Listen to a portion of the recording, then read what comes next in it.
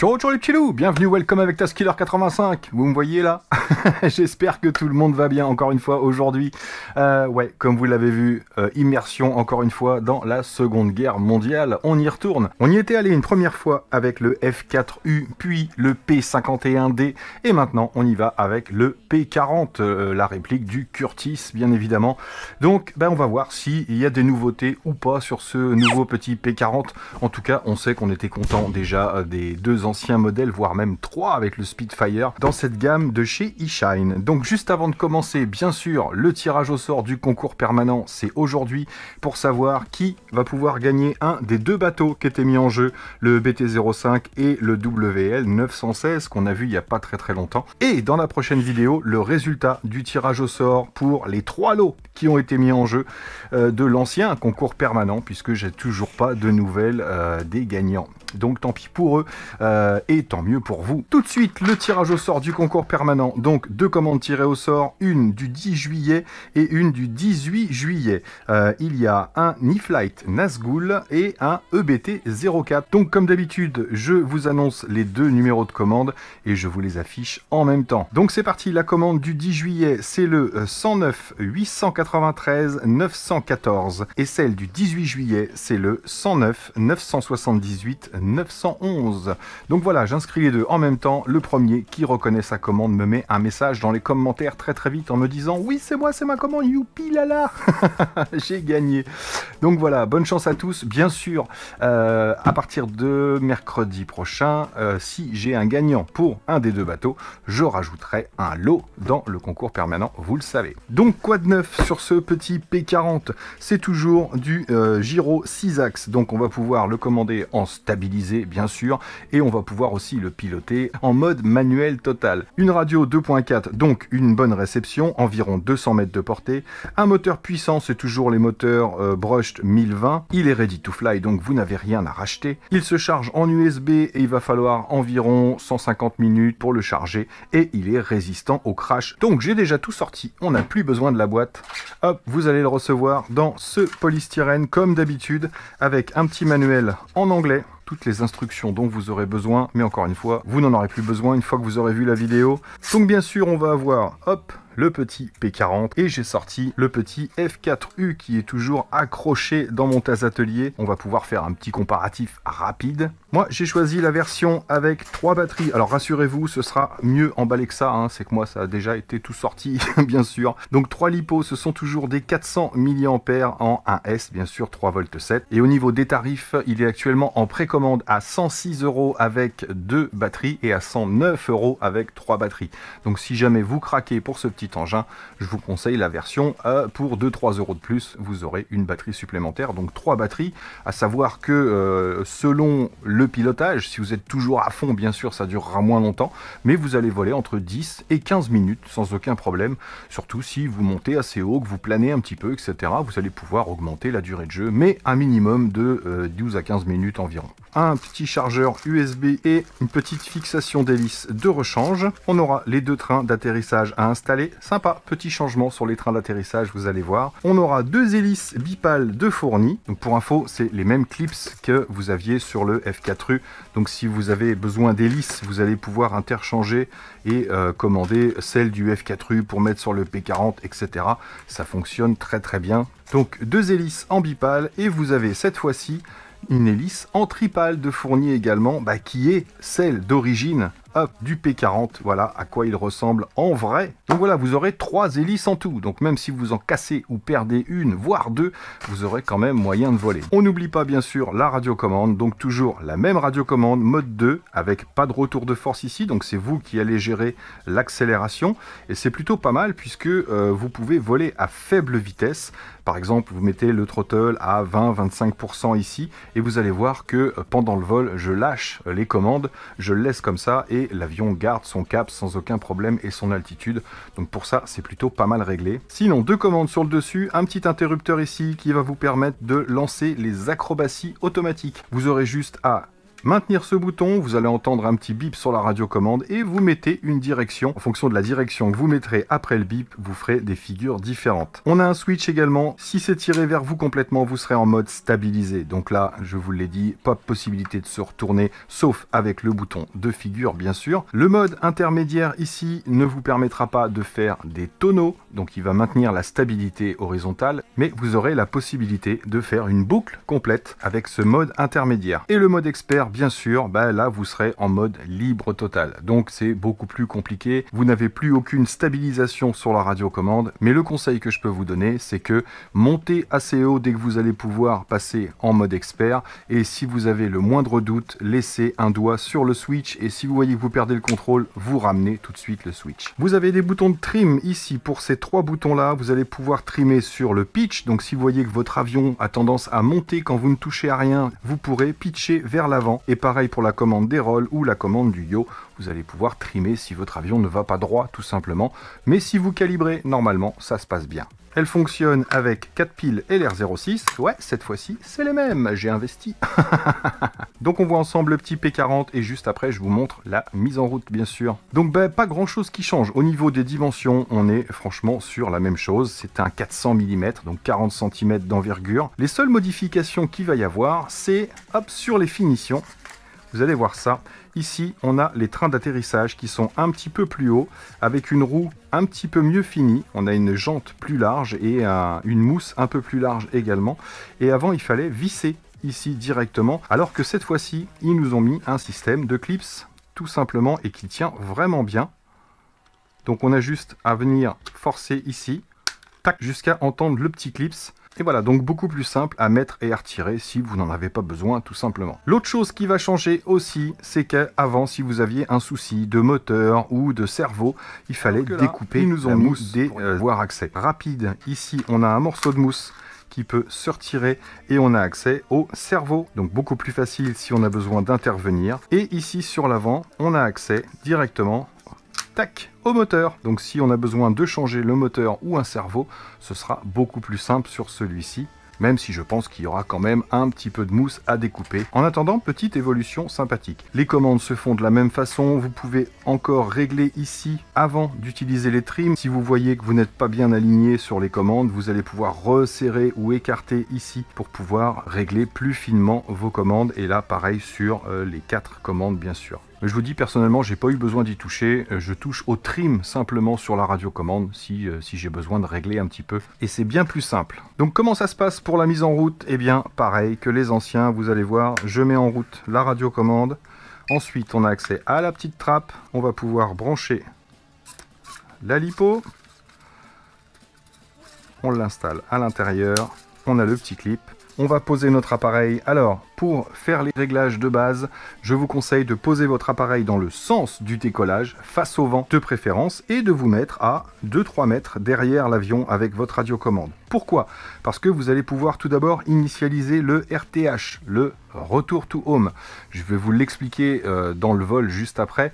C'est pas un Retour to Home comme un appareil DJI par exemple. C'est juste qu'il va faire demi-tour et revenir dans la direction du décollage, mais surtout pas vers vous.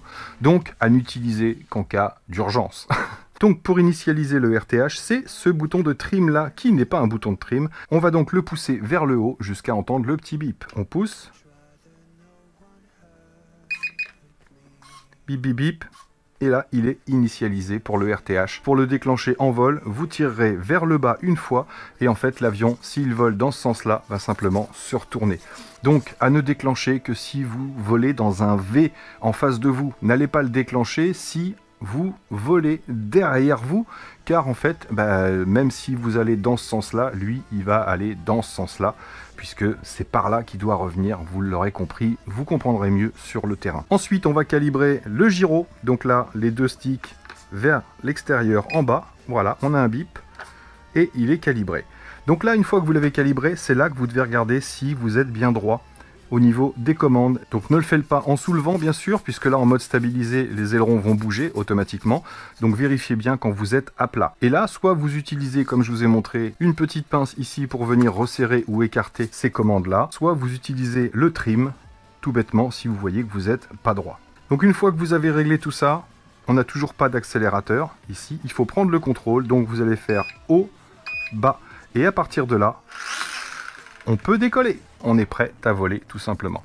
Donc voilà comment ça se passe pour la mise en route, c'est assez simple, vous le savez, c'est la même chose qu'avec les autres. Donc on va aller voler à l'hippodrome et on revient tout de suite pour mon avis et mes conclusions. Yep les amis, donc c'est parti pour le test de ce petit P40. Alors comme vous le voyez, c'est le soir, soleil couchant, petite brise de 10-15 km/h, j'ai pas pu venir avant. On allume la radiocommande et on ne touche à rien, ensuite on branche, tac, et on ferme.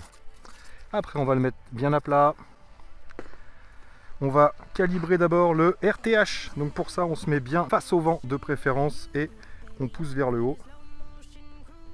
Tac, il s'initialise. Voilà. Donc là, on a activé le RTH. Attention, hein, vous savez que le RTH, ça ne va pas le ramener vers la radiocommande. Si vous volez par là, que vous l'avez initialisé dans ce sens-là, il va revenir dans la direction opposée. Mais si vous êtes à 50 mètres sur la gauche là-bas, il ne reviendra pas vers vous. Il va revenir à 50 mètres dans cette direction. Et le vent doit jouer aussi, donc attention. Maintenant on calibre le gyro. Et maintenant on peut déverrouiller haut, bas et normalement on a la connexion. Donc là je ne pourrais pas démarrer au sol malgré ces petits trous en mousse parce que c'est plein de bosses, plein de trous. On va décoller à la main. Donc vous le savez, on met les gaz à fond et on le pose en l'air tout simplement. Tac, c'est parti.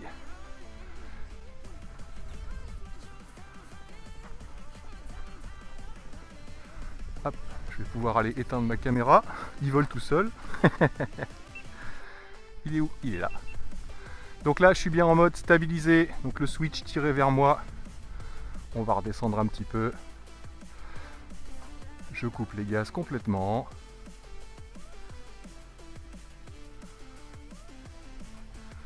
Donc là, on vole face au vent. Voilà, à faible vitesse. Alors, si je mets un peu de gaz, il a tendance à monter. Donc, on va régler les trims plutôt que d'aller régler directement sur l'engin. Donc là, comme il monte, quand j'accélère, je vais pousser le trim ici vers l'avant, le pitch. Voilà. Et vous voyez là, quand j'accélère, encore un peu, il a tendance à rester à la même altitude. Donc ce que j'aime bien avec ces petits avions, c'est qu'on peut voler à faible vitesse aussi. Vous voyez, je suis à environ 10-15% sur le throttle. Et il tient. Là, il tient son altitude. C'est presque des avions main libre. Hein. Regardez, je lui laisse le throttle à 20% et il vole tout seul, tout droit. Ah, je tourne qu'avec le stick de droite, vous voyez. Hop, je remonte, je tourne.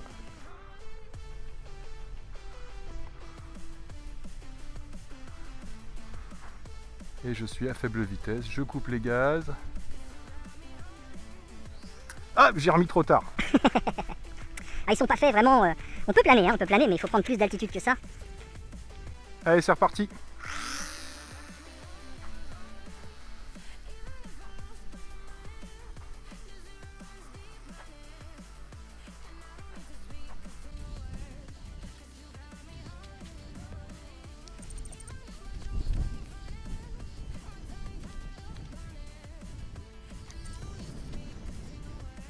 Ah, j'ai mis un peu trop de pitch vers l'avant. Il a tendance à descendre, voilà. Faut trouver le bon réglage. Voilà, là quand on ne touche plus à rien, il va assez droit. Allez, on va tenter le RTH, voir ce que ça donne. Donc je vais le mettre dans la direction opposée là-bas. Et je clique vers le bas ici. Alors, il fait demi-tour. Et il revient à peu près par là.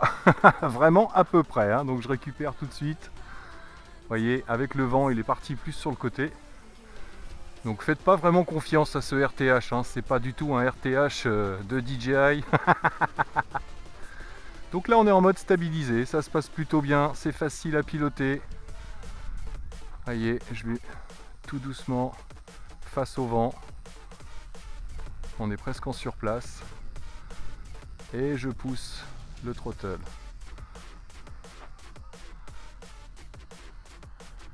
Allez, on va tenter une petite figure automatique. Donc pour ça, prenez assez d'altitude et assez de vitesse. Donc on clique une fois sur le bouton rouge. Hop, et on met une direction. Tac. Et voilà notre premier tonneau. On va tenter un looping. Non, j'ai fait sur le côté, il a fait un tonneau. Là on est bien en dessous, on va pas s'en rendre compte. Petit piqué, bouton, et je tire. Hop là, il nous a fait un tonneau flip arrière.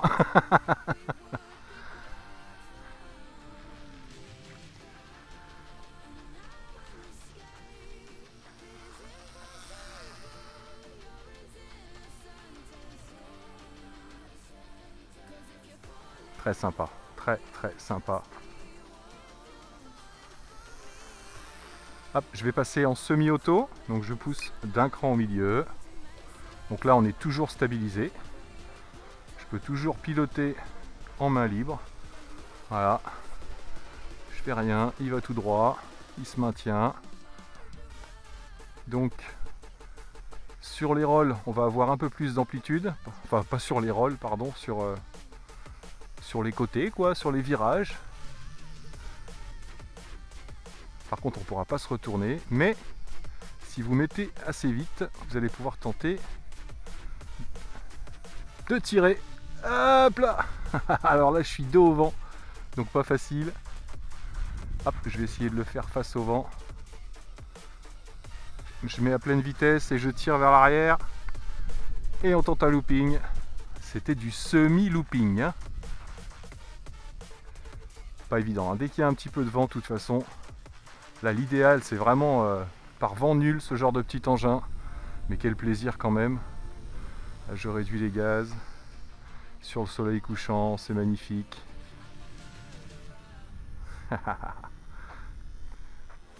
Donc oui, en vitesse intermédiaire, on peut vraiment y aller. C'est vraiment stabilisé. On a juste accès au looping. Hop, presque. Allez, on va tenter de passer en commande manuelle. Donc je pousse à fond, hop, mais je reste le doigt pas loin si jamais je galère. Donc là je suis en full manuel. Je vais pouvoir tenter un petit roll, un petit tonneau, pardon. Hop, et je remets en stabilisé si j'ai un petit doute.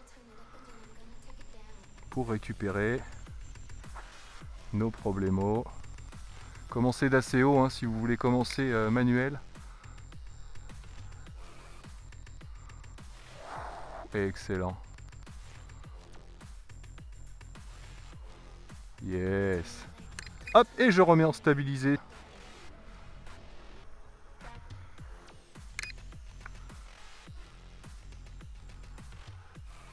Oh.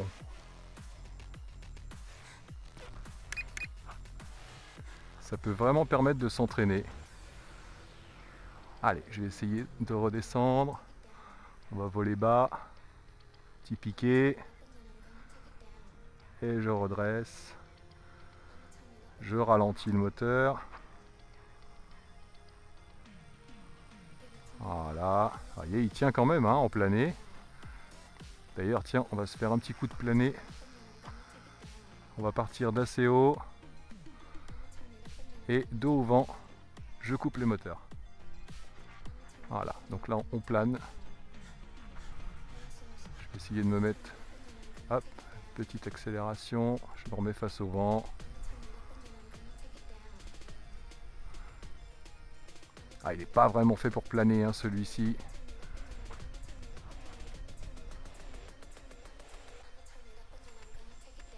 Hop, et je coupe les gaz. On va partir vers le bas, on pique, on gagne un peu de vitesse. Voilà. Et je remets un peu de gaz.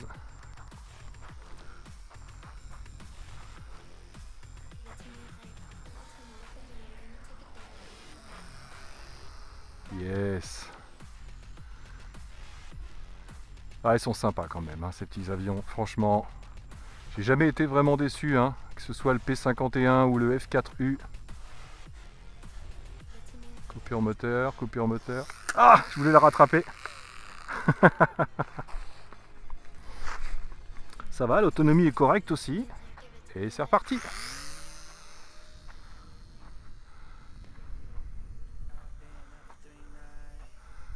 Allez, on va repasser en manuel. C'est beaucoup plus compliqué en manuel. Ah, il a tendance à prendre, hop là, joli. À prendre de l'altitude là en manuel. Hop. Allez, on pousse. Wow. Excellent. Restabiliser. Dès que je m'éloigne un petit peu. On a une bonne portée hein, quand même. Hein. Aux environs des 200 mètres. Après, je vous conseille pas forcément d'aller trop loin. Surtout si vous débutez. On va essayer de se faire un petit passage rase-motte. Je maintiens un fond de gaz, un filet de gaz. Ah, j'ai du mal à remonter le vent avec un filet de gaz. Allez, regardez ça. Ça tient. Allez, la même chose en un peu plus rapide.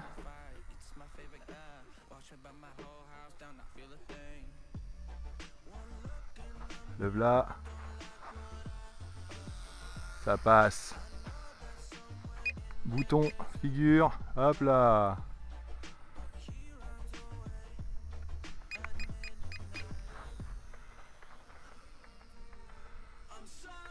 Mettre en intermédiaire.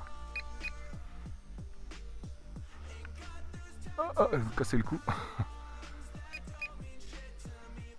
Allez, le looping, il est passé. Allez, looping. Et un petit tonneau par-dessus. Excellent. Bon, j'ai hâte de tester la tripale là. Oh.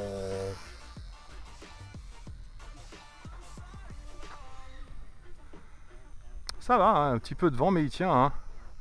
On avait beaucoup plus de vent que ça pour le test du F4U, si je me souviens bien.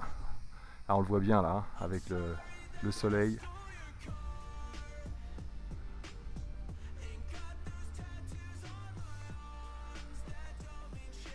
Oh.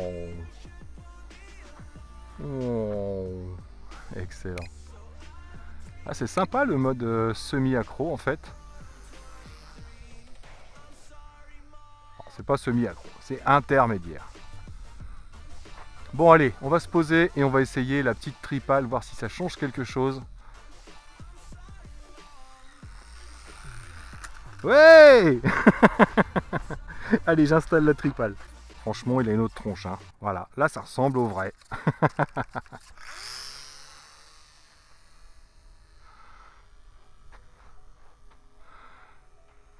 Alors, est-ce qu'on aurait un peu plus de pêche? Je me remets en intermédiaire.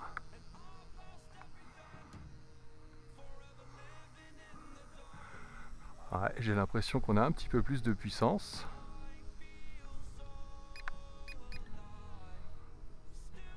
Oh, les tonneaux sont propres en tout cas.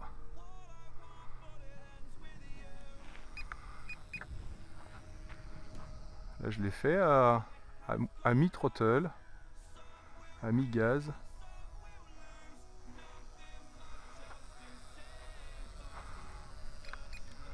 Ah, même à faible vitesse il le fait. Hein. Alors j'étais en mode intermédiaire. Est-ce qu'il le fait aussi à faible vitesse en mode débutant? Eh ouais, il le fait. Il perd pas trop d'altitude en plus. C'est pas mal ça. Donc je remets en intermédiaire.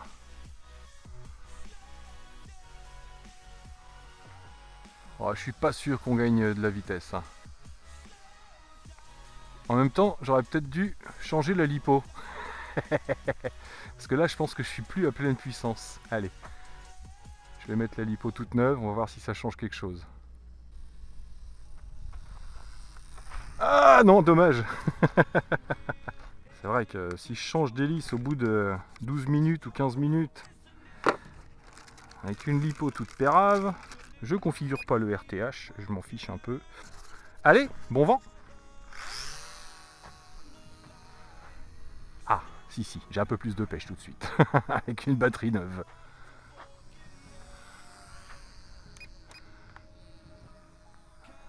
Ouais, ça passe mieux. Je me tords le cou. Alors, est-ce qu'il a toujours tendance à monter quand je lâche le pitch? On va se mettre en face. Ouais. Donc là, je pousse le trim. Voilà. Voir s'il maintient son altitude. Je vais descendre. Allez, il remonte encore un peu. Bah, je suis face au vent en même temps, hein. C'est peut-être normal qu'il remonte un peu, je sais pas. Dites-moi. Appelez-moi au 36 15. Ah si, non, là j'ai l'impression qu'il tient à peu près. Là je touche pas au throttle, je touche qu'au pitch et au roll. Allez, je pousse encore.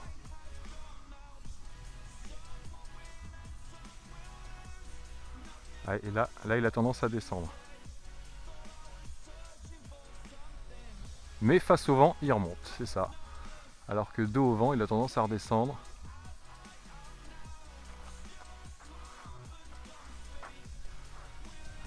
Là, il est bien droit.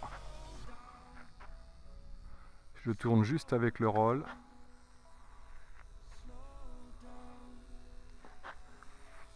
Par contre, il est hyper sensible. En mode intermédiaire, il est hyper sensible sur le pitch dès qu'on tire. Est-ce que ça me fait la même chose en... Non, un petit peu moins en mode débutant. C'est normal, puisqu'en intermédiaire, on peut faire des loopings. Donc on a plus d'amplitude. Ah, joli. Ah, il tient bien sa direction là.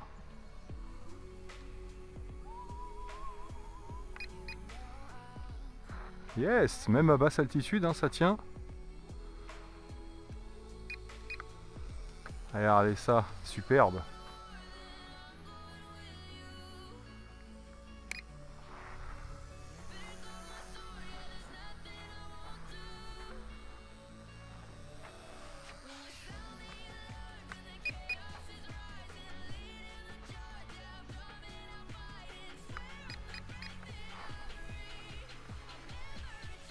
Yes, beau looping.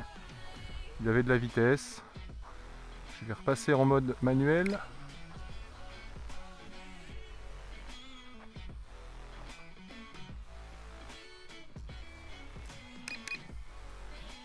Je suis pas encore sûr de moi. Oh, je le vois plus.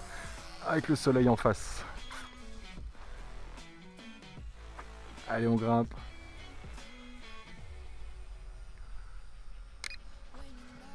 Manuel.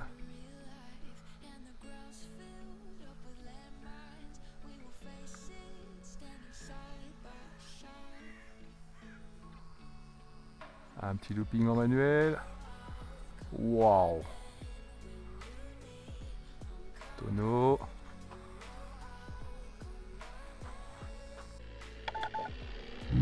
Là. Excellent.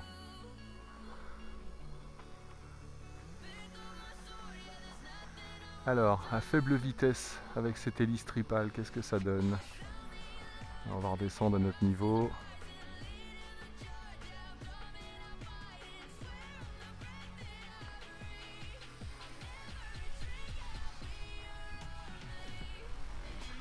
Ça tient. Je ne sais pas s'il y a une si grande différence que ça. Pour ça, il faudrait voler vraiment sans un brin de vent pour voir s'il y a vraiment une petite différence entre le bi et le tripal.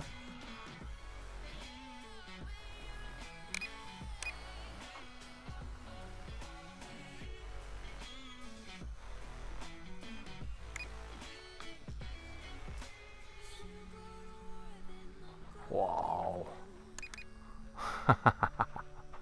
Allez, petit piqué.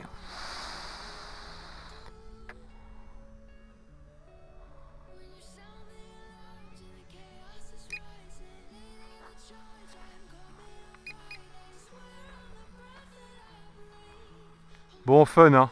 Toujours aussi fun ces petits avions de guerre. Le soleil est presque couché. Il est temps qu'on rentre chez nous.